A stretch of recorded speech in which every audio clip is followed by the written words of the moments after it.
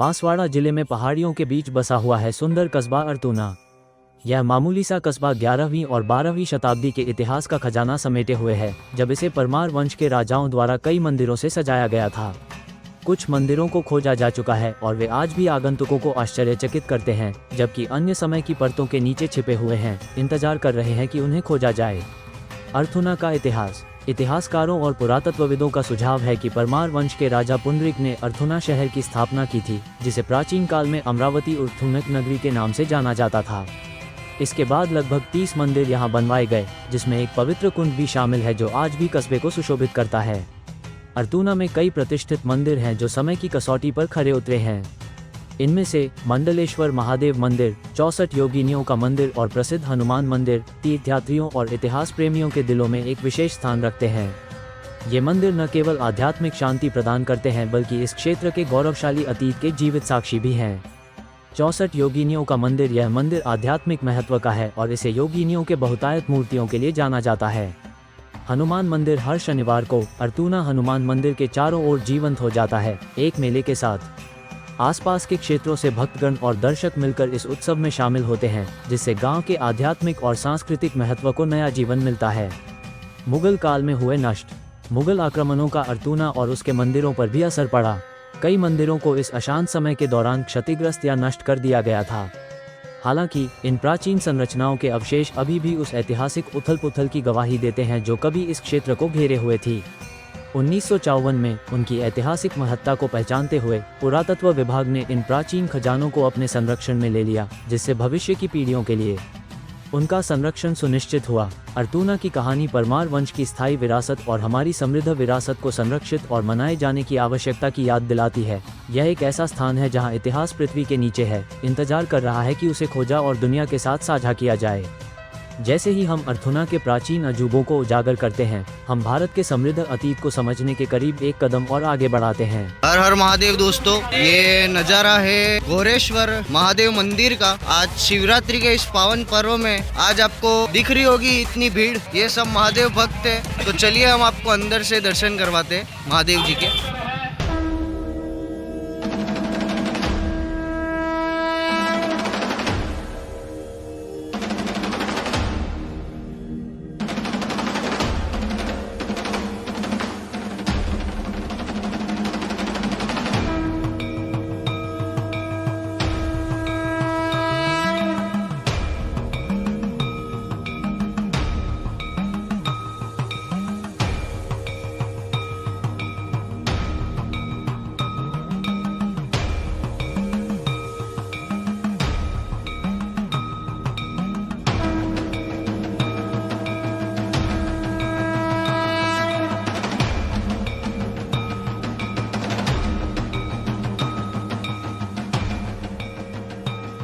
महादेव पानी के अंदर विराजमान है। तो नमस्ते भाई साहब, मैं न्यूज़ भारत चैनल से यमन दवे हूँ और आज मैं आपसे ये जानना चाहता हूँ कि जो हमारा गोरेश्वर महादेव मंदिर है उसकी क्या महिमा है और उसके बारे में आप क्या जानते हैं, वो हम आपसे जानना चाहेंगे। नमस्कार। सर्वप्रथम तो मैं महाशिवरात्रि के इस पावन पर्व पर गोरेश्वर विकास एवं प्रबंध समिति द्वारा आपका हृदय से हार्दिक स्वागत एवं अभिनंदन करता हूँ। वैसे हमारे पूर्वजों से हम सुनते आए हैं कि यह तीर्थ बहुत पुराना है। ऐसा कहते हैं कि पुराना जो सामने के सामने स्वर्ण रंग में रंगा हुआ खेड़ेश्वर महादेव का मंदिर है, वहां पर दीवारों पर ये पंक्तियां उकेरी हुई है कि विक्रम संवत 1253 ईस्वी में इस मंदिर का निर्माण महाराजा भीमदेव के शासन काल में हुआ है। तो उस समय ऐसा लगता है कि डबड़क नाम से वहां पर उकेरी गई पंक्तियों में दीवड़ा बड़ा कि इस प्राचीन भूमि पर गोरेश्वर महादेव विराजित हैं। आप देख रहे हैं कि पास में ही यह मोरन नदी बह रही है और ऐसा कहते हैं कि शायद बागड़ी नहीं अपितु संपूर्ण भारत में एक ऐसा शिवलिंग है जो नदी के मध्य में विराजित है, जिसे गोरेश्वर महादेव के नाम से जाना जाता है।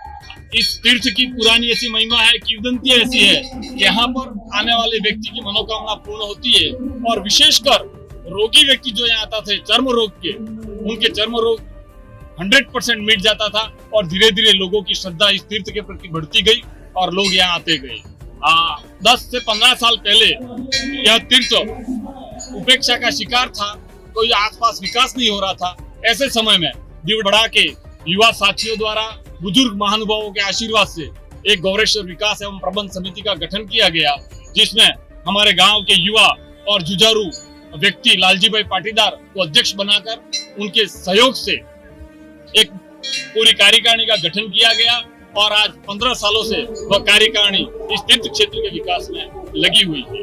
मैं वागड़ ही नहीं अपितु आसपास के गुजरात प्रांत है, मध्य प्रदेश है और महाराष्ट्र तक के लोग शिव भक्त यहाँ दर्शन करने के लिए आते हैं और अपने अपने अनुभव बताते हैं। तो हमें यह अनुभव सुनकर आश्चर्य होता है कि वास्तव में यह एक जागृत तीर्थ है, यहाँ आने वाले हर शिव भक्त की मनोकामना पूर्ण होती है।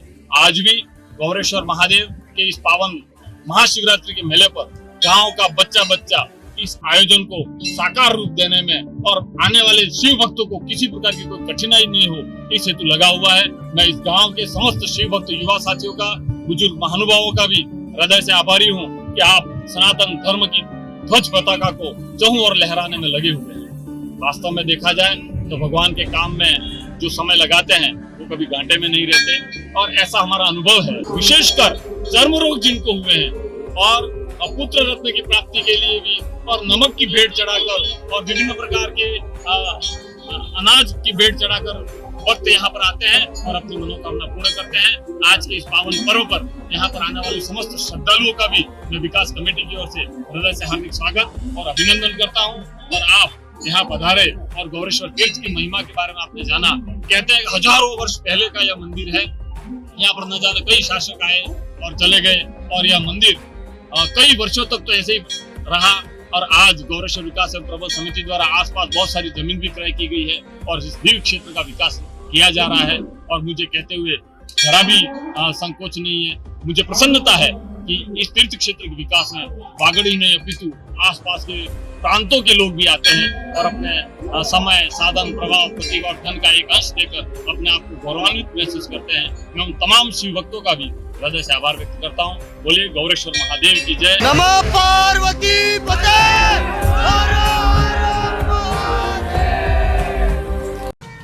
ऐसी ही और जानकारी लेने के लिए न्यूज़ भारत चैनल को सब्सक्राइब करें।